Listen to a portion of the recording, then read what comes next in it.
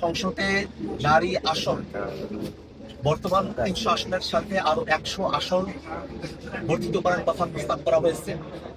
বর্ধিত যে ১০০ আসন, সেখানে যেন সরাসরি নির্বাচনের মাধ্যমে নারী প্রতিনিধিত্ব সংসদে আসতে পারে, সে ব্যাপারেই জাতীয় নাগরিক পার্টির তরফ থেকে আমরা আমাদের প্রস্তাবনা উত্থাপন করেছি। আজকে ঐক্যমত্য কমিশন নারী প্রতিনিধিত্বের বিষয়ে সংবিধানে বর্তমানে যে ৫০টি সংরক্ষিত আসনের কথা বলা হয়েছে, সেটাকে বাদ দিয়ে দলগুলোকে বাধ্যতামূলকভাবে তাদের মোট প্রার্থীর 33%, 33% নারী ক্যান্ডিডেট দেওয়ার ব্যাপারে তারা প্রস্তাবনা রেখেছেন। কিন্তু ঐক্যমত্য কমিশনের দলগুলোর তরফ থেকে এই প্রস্তাবের পক্ষে পজিটিভ রেসপন্স ছিল না। সে কারণে আমাদের তরফ থেকে আমরা সংসদে নারী প্রতিনিধিত্ব নিশ্চিত করবার জন্য আমরা একটি মিক্সড পদ্ধতির কথাও আজকে বলেছি, এপিটিপি এবং টপ আপ পদ্ধতির কথা, যেটা নিয়ে আমরা আরো বিস্তারিত আলোচনা পরবর্তীতে করব। কিন্তু আমরা নীতিগতভাবে মনে করি যে সংসদে আইন প্রণয়নের ক্ষেত্রে, সংসদে প্রতিনিধিত্ব করার ক্ষেত্রে নারীদের অংশগ্রহণ সেটা নিশ্চিত করতে হবে। পদ্ধতিগত জায়গায় এখনো পর্যন্ত কোনো সমাধানে না আসা গেলেও নীতিগতভাবে আমরা একমত যে সংসদে ১০০ নারী আসন সরাসরি নির্বাচনের মাধ্যমে নির্বাচিত হবেন এবং তারা সংসদে প্রতিনিধিত্ব করবেন।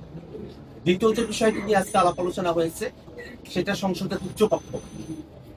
সংসদের উচ্চকক্ষের ব্যাপারে ঐক্যমত্য কমিশনে উপস্থিত অধিকাংশ দল তারা সকলে একটি কার্যপদ উচ্চকক্ষের ব্যাপারে তাদের মতামত জানিয়েছেন।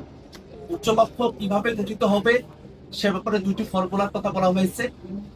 প্রথম দিকে একটি হলো মোট ভোটের আনুপাতিক হারে, অর্থাৎ পিএর সিস্টেমে উচ্চকক্ষের প্রতিনিধিত্ব ঠিক হবে, এবং আরেকটি হলো নিম্ন কক্ষের যে আসন বিন্যাস আছে সেই অনুযায়ী উচ্চকক্ষে আসন বিন্যস্ত হবে।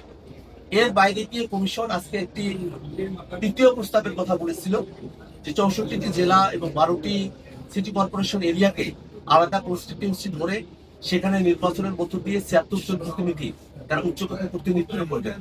কিন্তু ঐক্যমত্য কমিশনের তরফ থেকে নতুন যে প্রস্তাব করা হয়েছে, জেলা এবং মহানগরকে নিয়ে কনস্টিটিউয়েন্সি করে উচ্চকক্ষ, সে প্রস্তাবের ব্যাপারে ঐক্যমত্য কমিশনে উপস্থিত দলগুলোর তরফ থেকে ইতিবাচক কোনো সাড়া পাওয়া যায়নি। বরং আমরা যেটা খেয়াল করে দেখেছি যে উচ্চকক্ষ কিভাবে গঠিত হবে এই প্রশ্নকে প্রধানতম করে উচ্চকক্ষের প্রয়োজনীয়তার জায়গাগুলোকে নড়ে বড়েই করে দেওয়ার একটা প্রচেষ্টা এখানে লক্ষ্য করা গেছে।